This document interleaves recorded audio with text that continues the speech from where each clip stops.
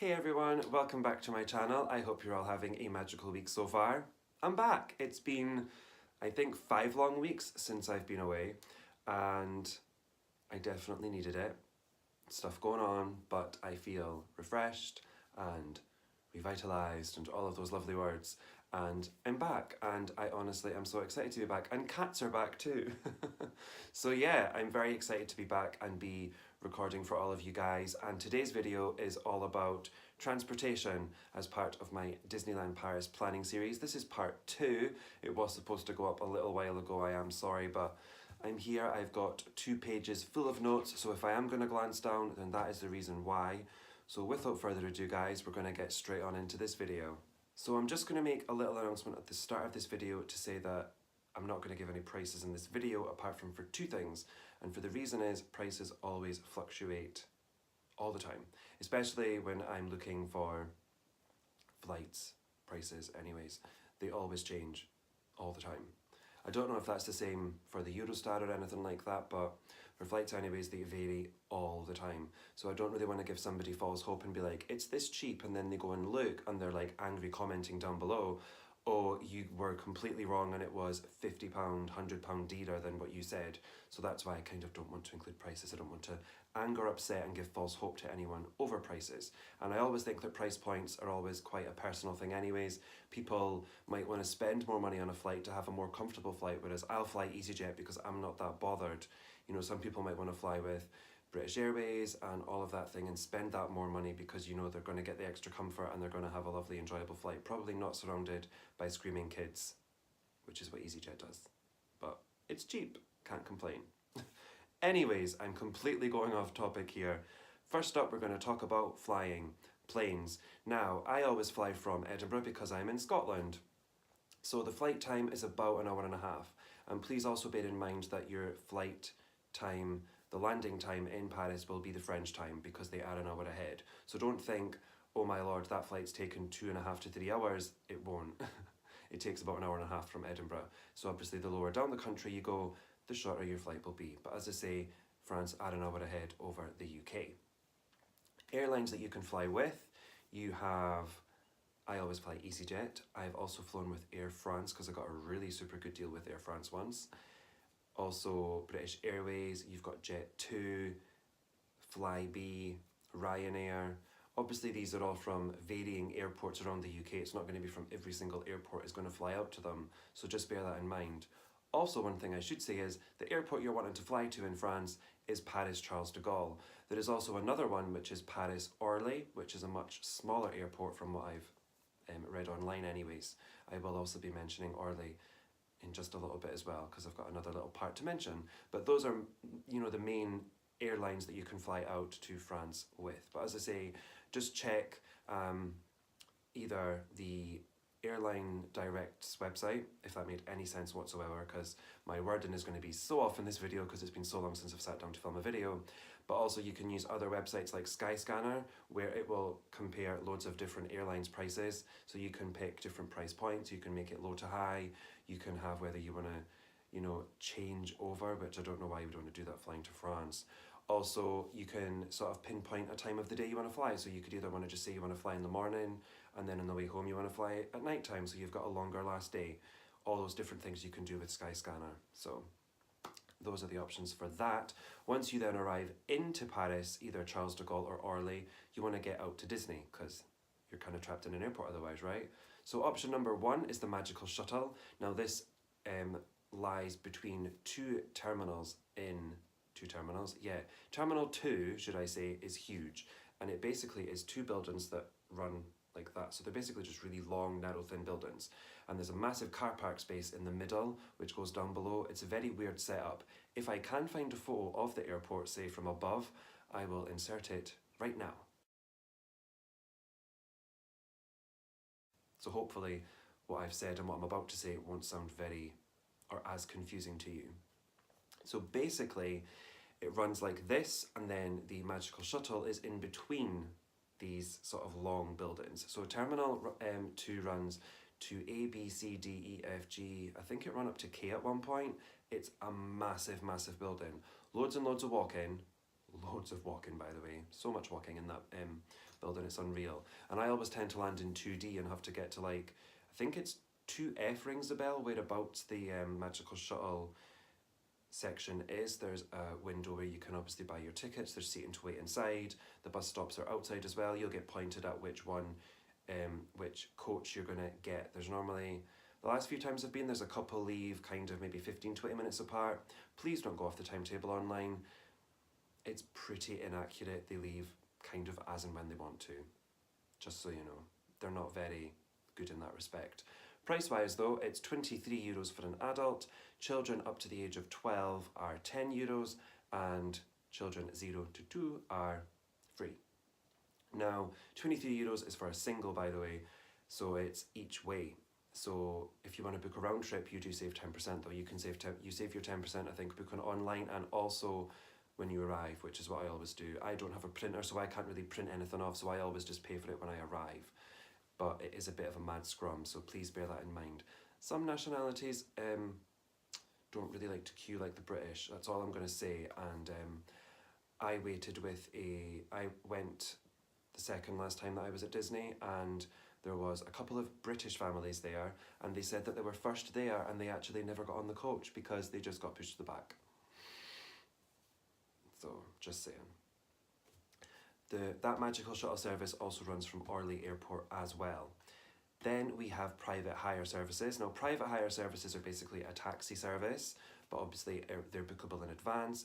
They will also provide car seats for children. They're all waiting for you with their little sign that they're holding up. Even I've seen them with it on like a tablet or an iPad, and your last name is, you know, maybe on it in big bold letters across the front. They're holding it up. They're always going to be waiting for you. I always see people using them all the time. And the lovely lady over at Caffeine and Pixie Dust has used services before, and I think Prestige might be one of them. If I can find a few of them to drop in the comments or description box down below, I will, just to make it a little bit easier.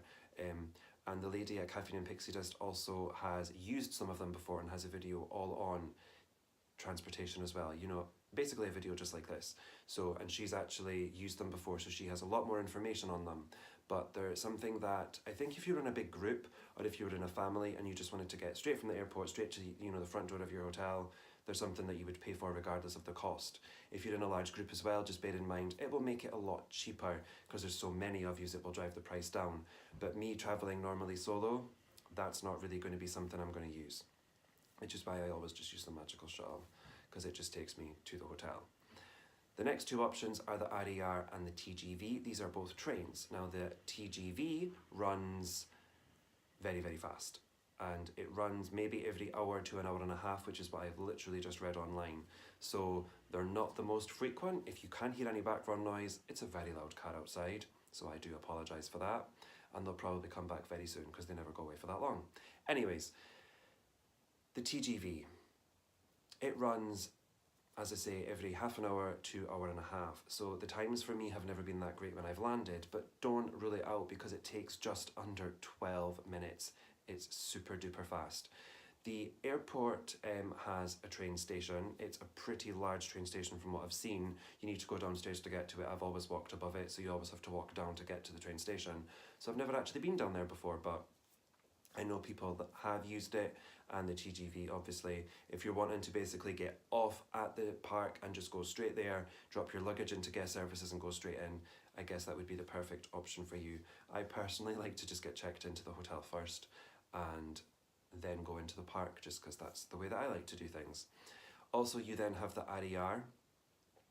Now the TGV, by the way, you can also book online in advance, or you can just book it on the day. The RER, I'm not sure if you can book that in advance or not, but you do have to change with the RER. So you get the train to Châtelet des Halles or El Halles or something along those lines. I will put the name of the station below right here. And you will then change there and then get the RER A line out to Marne-la-Vallée, which is the train station at Disneyland Paris. So that is that. One final thing about the train station at Charles de Gaulle Airport is it's kind of split into two from what I read online as well. So you've got the TGV super fast trains, and then you've got the more Paris city-based trains, which are obviously the RER slower trains. So it is kind of split into two sections. I will also try and find a photo of the train station in the airport for you and insert it about now.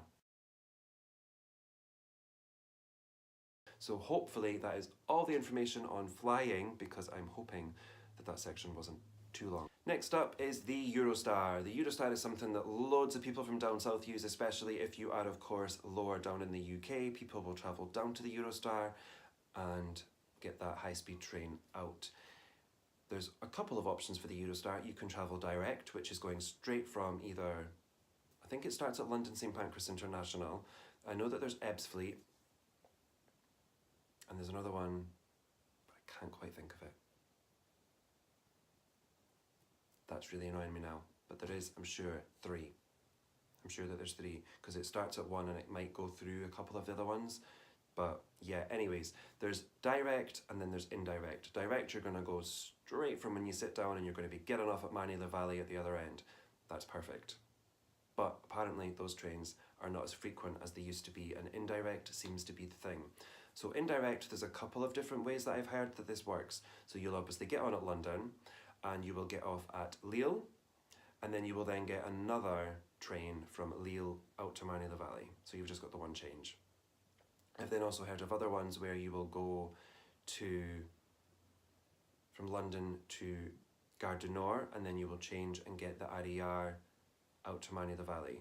I'm hoping I've got that right and I've not got anything wrong, but I have known a lot of people, especially just from watching vlogs, where they've had to go out to Lille and then they get another train from Lille out to Disney, and then the other one, as I've said, out to Gare du Nord, which is one of the main train stations within Paris itself, and then obviously another train out to Manille-la-Vallée. So just bear in mind, those will obviously add a little, I wouldn't even say a delay, especially because those trains you're normally going to have booked anyways. The RER, I don't think is a bookable train. You just basically buy your ticket at the train station and you just get on it. You might get a seat, you might not.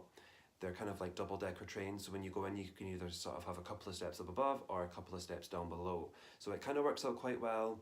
I don't really think the seats are, they're kind of spaced out, the seats, I think. So I don't think there's as many seats on them as they could be for the RER, but that's just nitpicky, I guess. I have used the RER before, going into Paris for the day, and then obviously travelling back to Disney again.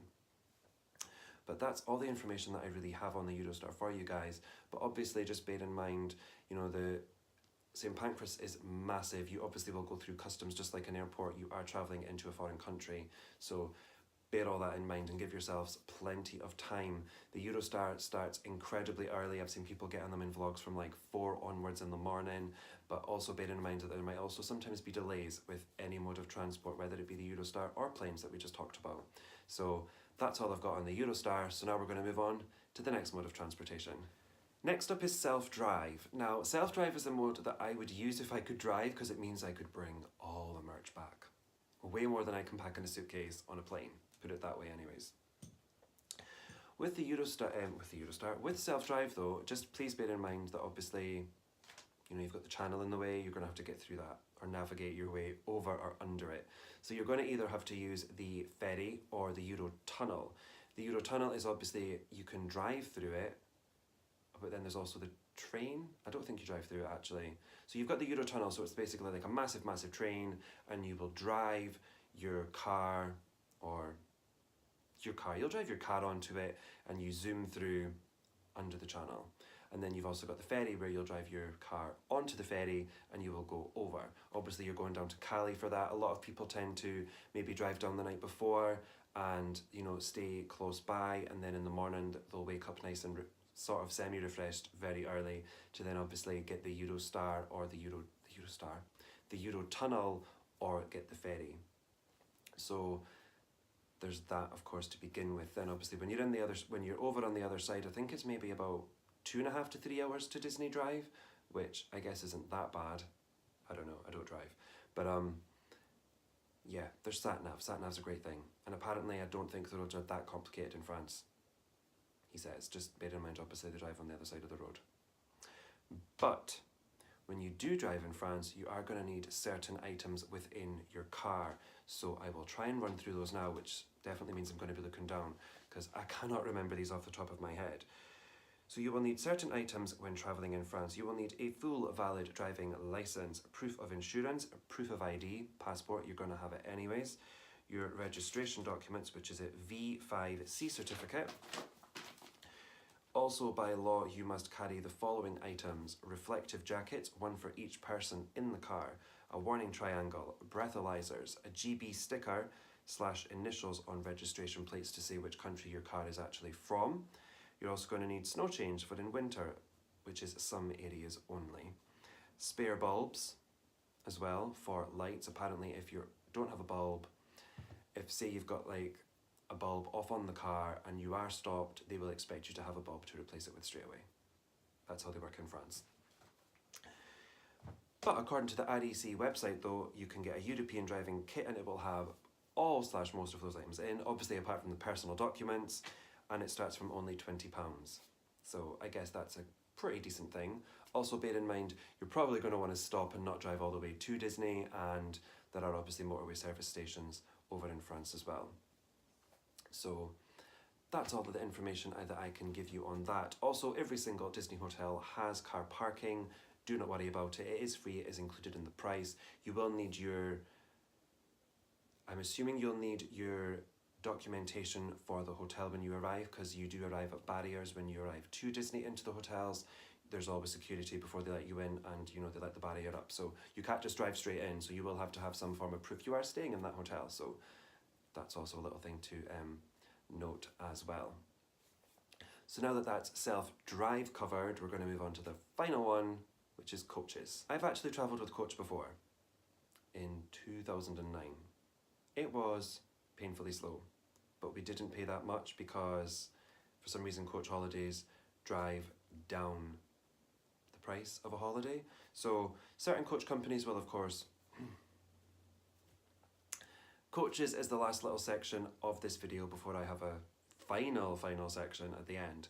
So basically, coaches, loads of coach companies do it. There's coach companies up in my area that do it as well. I mean, normally it's only set times of the year. They're not going to run them continuously throughout the year. So they tend to do things like Christmas, Halloween, those main kind of couple of seasons. Maybe if there's something special going on in the summer.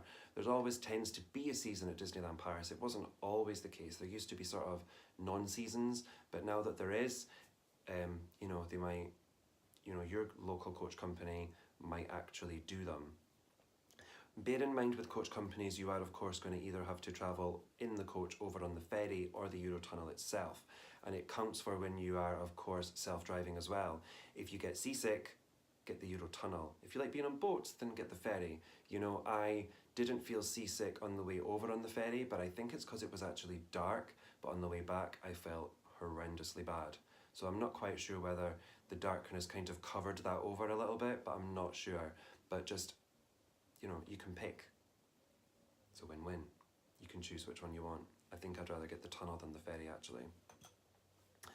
So yeah, that's coach companies. I mean, coach companies, I don't really have a lot to say on them, but they can offer really great prices. I've seen prices for last year, so this is another price example. The coach company up here was, I think, about £300-ish for your travel there. I think 3 nights in Cheyenne, park tickets and all of that kind of thing, which I thought was a really good price all in. Because coach companies are obviously going to book multiple rooms, so they're going to drive the price down because they're going to do group bookings all at once. So that's how they can get those prices that little bit cheaper than if you were going as a family of 4 or just as a couple or as a solo traveller. They're going to drive the prices down. So coach companies might be a nice way to do it that way because everyone on the coach is going to be staying there. So you're going to have, 50 odd people on a coach, is it? All staying there. So that will drive the price down. So that is maybe a good thing, and a cheaper way of getting to Disney is a coach holiday. So it's not one to knock at all, but bear in mind it will take a long time to travel there as well. And coaches tend to be a little bit slower than cars. So, and also lots of screaming kids. If you're going as just a couple, you might not want to do it that way. So finally, one last little reminder is that even though you might be flying from an airport out to Disney, you're going to be getting the Eurostar out to, you know, whatever you need to change over or direct. There's always going to be those little hidden costs. How are you getting to the airport? Are you driving? Are you getting the train? Those costs. Do you need to stay the night before in a hotel? Are you going to do that? That's more money as well on travelling to, you know, the city that you're going to be travelling from. So say I'm travelling to Edinburgh, I always travel the night before. I've got to pay for the train to get to Edinburgh, the hotel the night before, food the night before. Then I've got to pay for the taxi to get from the hotel out to the airport. Don't, you know, knock those hidden costs. I know this video is about transportation, but I'm also trying to be helpful as well. There's always going to be hidden costs, and I'm pretty sure I mentioned this in my booking Disneyland Paris one as well, video that came before this one too. So there's always going to be hidden costs. So please try and bear in mind and think about them when you are planning and trying to rough budget your Disneyland Paris trip. There's always going to be those little extra hidden costs. So please don't forget about them. So that's it for my first video in about 5 weeks back, guys. I just want to first apologise for being gone for so long, but as I say, I'm back now, and there's definitely going to be a video the following week after this, and another one after that. So you're getting 3 weeks in a row of me, you poor souls. But anyways, I do hope that you enjoyed the second part in my DLP planning series all about transportation. I hope that I didn't stumble through it too much. I tried to sort of look at my notes, but I didn't want to be looking down too much. I also hope that it made sense, because it has been a while since I've sat here and it does feel a little bit strange even at the end of this video. But I do hope that you enjoyed it, and if you did, it would mean the world if you would give it a big thumbs up for me. Comment down below how you get to Disney and if there's anything I've maybe missed out. And as always, if you haven't already, hit that subscribe button to see more of this face. I've been Disney Matt, thank you so much for watching, and I shall see you real soon. Bye for now, guys.